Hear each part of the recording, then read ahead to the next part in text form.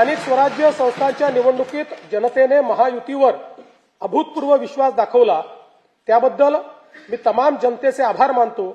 स्थानिक स्वराज्य संस्थांच्या प्रगतीसाठी महायुती सरकार कटिबद्ध राहील याची मी ग्वाही देतो।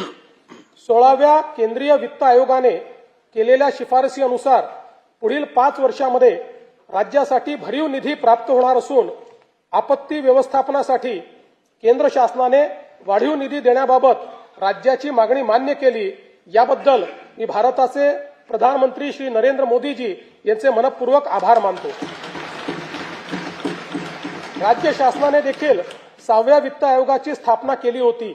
या वित्त आयोगाने विहित वेळेमध्ये आपला अहवाल सादर केला, याकरिता आयोगाचे अध्यक्ष व सदस्य यांचे मी अभिनंदन करतो व त्यांना धन्यवाद देतो।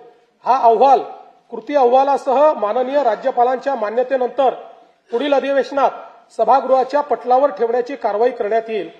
आयोगाच्या शिफारसींचा अभ्यास करून प्रशासकीय सुधारणा व आर्थिक विकेंद्रीकरणाच्या माध्यमातून स्थानिक स्वराज्य संस्था सक्षम करण्याची कारवाई करण्यात येईल।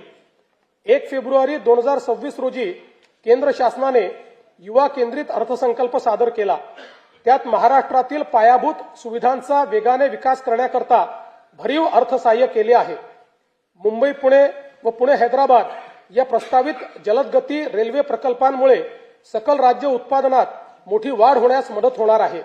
राज्यातील जनतेच्या वतीने मी भारताचे लोकप्रिय पंतप्रधान माननीय नरेंद्र मोदीजी यांचे मनपूर्वक आभार मानतो।